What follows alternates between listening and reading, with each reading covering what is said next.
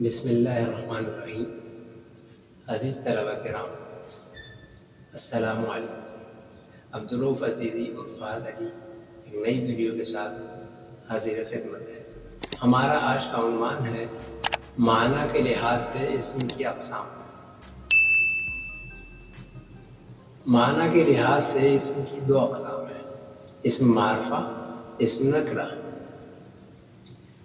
اسم معرفہ وہ ہے جو کسی خاص چیز، خاص جگہ یا خاص شخص کا نام، جیسے پاکستان، غار ہرا، دریائے سندھ، قرآن مجید، لاہور وغیرہ۔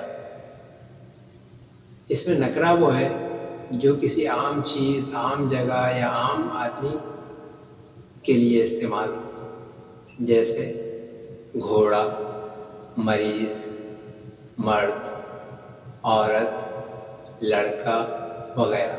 معرفہ کی چار اقسام ہیں، اسم علم، اسم ضمیر، اسم اشارہ، اسم موصول۔ اسم علم وہ ہے جو کسی کی علامت بن چکا ہو، وہ اسم جو کسی کی علامت بن چکا ہو، کسی کی پہچان بن چکا ہو۔ مثال کے طور پر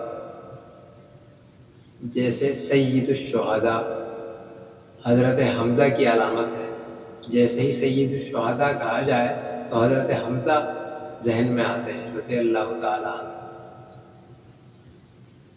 اور کلیم اللہ، جیسے ہی کلیم اللہ کا لفظ ادا کیا جاتا ہے تو موسیٰ علیہ السلام ذہن میں آتے ہیں۔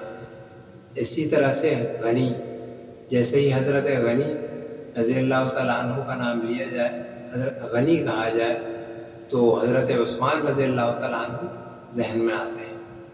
تو یہ جو اسماء ہیں یہ ان کی علامت بن چکے ہیں کسی وجہ سے، جیسا کہ قائد اعظم، ان کا نام محمد علی جناح تھا لیکن لوگ قائد اعظم کو جانتے ہیں، محمد علی جناح کو اتنے لوگ نہیں جانتے جتنے قائد اعظم کو جانتے ہیں۔ تو یہ ہے اسم علم۔ اسم ضمیر وہ ہے جو نام کی جگہ استعمال کیا جائے۔ مثال کے طور پر زاہد صبح آیا تھا، وہ شام تک رکا، اس نے یہاں کھانا کھایا، پھر وہ اپنے گھر لوٹ گیا۔ پہلے زاہد کا لفظ استعمال ہوا، اس کے بعد یہ چیزیں اس کے نام کی جگہ استعمال ہوئی، تو یہ ضمیر کہلاتی ہے۔ اس میں اشارہ وہ ہے جس سے کسی کی طرف اشارہ کیا جائے، جیسے یہ، وہ، اس، مثلا یہ چیز دے دو، وہ چیز مت لاؤ، اس نے یہ کہا، اس کو پکڑو وغیرہ۔ یہ اسم اشارہ ہے۔ اسم موصول، اسم موصول اس کے لیے کچھ الفاظ مقرر ہیں، جیسے جو، چوں ہی، جن، جو، جون سا، جس، یہ اسماء موصولہ کہلاتے ہیں۔ اسم موصول وہ ہوتا ہے جو بغیر جملے کے مکمل نہیں ہوتا، اس کے معنی حاصل کرنے کے لیے ہمیں جملہ مکمل اس کے ساتھ ملانا پڑتا ہے۔ ایک جملہ اس کے ساتھ ملتا ہے تب جا کے وہ معنی دینے کے لیے مکمل ہوتا ہے۔ جیسے جتنا گڑ ڈالیں گے اتنا ہی میٹھا ہوگا۔ اب جتنا اسم موصول ہے، اس کے ساتھ گڑ ڈالو گے اتنا ہی میٹھا ہوگا، یہ جملہ پورا ملایا تب وہ اپنے معنی بیان کرنے کے قابل ہوا۔ ویسے جتنا کے معنی مفید نہیں ہے۔ دوسری مثال، جو محنت کرے گا وہ کامیاب ہوگا۔ اب جو اسم موصول ہے اس کے ساتھ جملہ ملا، محنت کرے گا وہ کامیاب ہوگا، تو جو کے معنی مکمل مفید سمجھ میں آنے لگے۔ یہ ہے اسم موصول۔ اور اسم موصول سے متعلق تین چیزیں اور ذہن نشین کر لیں۔ وہ ہیں اسم موصول کے تین حصے۔ اسم موصول جب استعمال کیا جاتا ہے، پورا جملہ بنتا ہے تو وہ تین حصوں میں تقسیم ہوتا ہے۔